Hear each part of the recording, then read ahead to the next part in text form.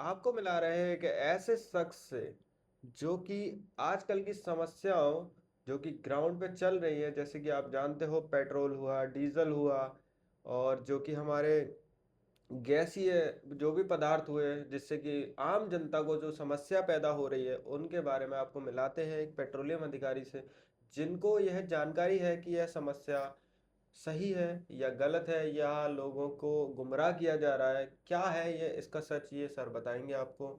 जी sir, आपका नाम हमारी जनता को बताना चाहेंगे तो बताइए। जी, मेरा नाम है राहुल शर्मा। जी। और देखिए, जो ये जनता जो समस्याएं फेस कर रही है, हम इन समस्याओं को ख़त्म करने के लिए पूरी तरह से प्रयास कर रहे हैं।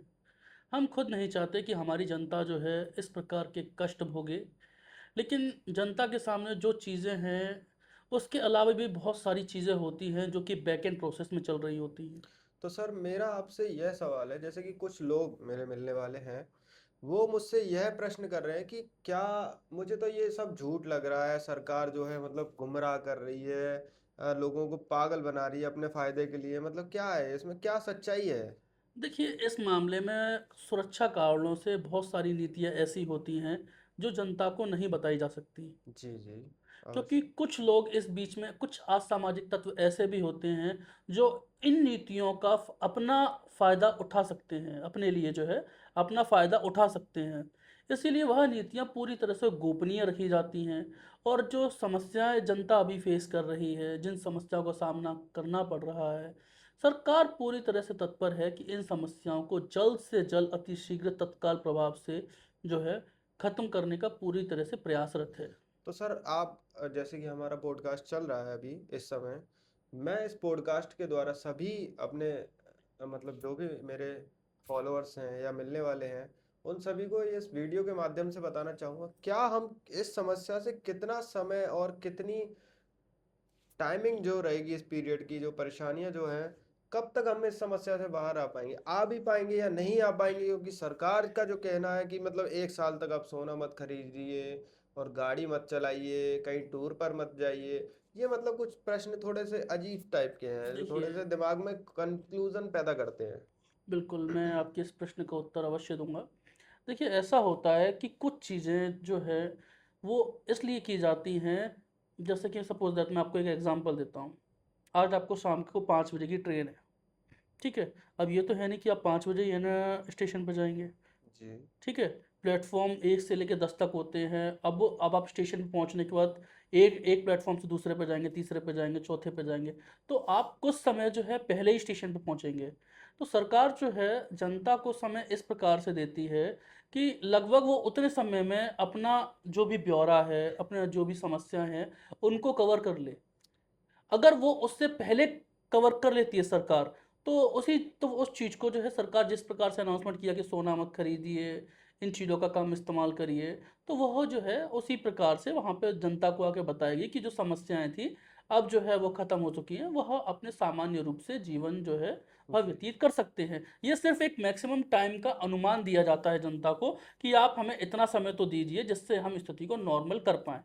जी, लेकिन कहीं न कहीं मुझे ऐसा लग रहा है कि आपकी जो वार्तालाप है, आपकी जो बातें हैं, कहीं आप ऐसा तो नहीं सरकार के फ़ेवर में हो और हमें गुमराह कर रहे हो, हमारी पब्लिक को गुमराह कर रहे हो? मुझे ऐसा थोड़ा-सा खुल के बताइए, मतलब ऐसा तो नहीं आप इस सरकार के अधीन काम कर रहे हो, आपको अपने देखिए कार्य से कोई मतलब ही नहीं है, आप सब बस सरकार के देखिए लिए ही कर रहे हो? देखिए, सरकार के अधीन जो सरकारी नौकरी कर रहा है वह भी अधीन है। जो सरकार के ऊपर आश्रित है, चाहे वो मध्यम वर्ग का हो, चाहे वो पिछड़े वर्ग का हो, चाहे वो किसी भी वर्ग का हो, चाहे वो अमीर हो या गरीब हो, सभी सरकार के अधीन है। सभी को उम्मीद रहती है सरकार से रोजगार के लिए, शिक्षा के लिए, स्वास्थ्य के लिए, अच्छे भविष्य के लिए। हर हर कोई लेकिन सरकार के अधीन है। लेकिन मैंने कई उसमें देखा है कि सरकार अपने कार्यों में विफल ज़्यादा रही है। ज़्यादातर ज़्यादातर जैसे कि रोजगार हुआ, आजकल की पीढ़ा युवा पीढ़ी जो है रोजगार के लिए बहुत ही ज़्यादा परेशान है, मैं देख पा रहा हूँ, आप भी देख पा रहे हैं।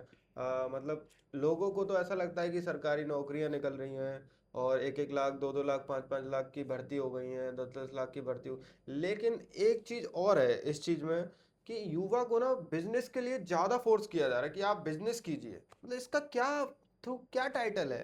माना कि बिजनेस से लोग अमीर होते हैं, लेकिन अगर मान लीजिए उसका स्टार्टअप छोटा सा है, 10-12 हज़ार रुपए में आप किसी बिजनेस में लगाएंगे और 200-300 रुपए कमाएंगे, तो ऐसे बिजनेस का क्या फायदा है बताइए मुझे। और 5 लाख का सरकार लोन दे रही है युवा युवा। आपके क्षेत्र में कोई कपड़ा मार्केट या फिर जूता मार्केट है? नहीं नहीं। नहीं है? नहीं। कोई भी ऐसी जगह जहाँ पर एक जैसी दुकानें बहुत हों? हाँ हाँ, ऐसी तो बहुत सारी जगह है। सब। और हाँ, ऐसी बात तो है नहीं कि हाँ उस एक दुकान पे ग्राहक आ रहा है, दूसरी दुकान पे ग्राहक नहीं आ रहा है। नहीं तो ऐसी भी बात है कि कई दुकानें उनमें से बंद हो चुकी हैं, किसी और ने ले रखी हैं।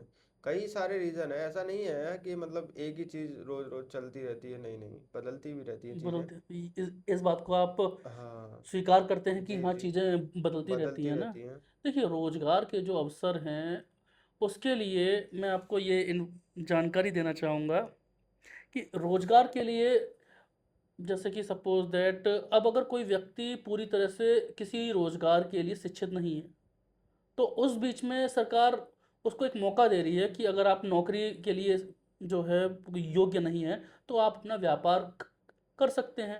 वरना आपने देखा होगा कि अभी आप विभागों में जाइए, आपने वहाँ पे नई उम्र के लड़के भी देखे होंगे। जी जी।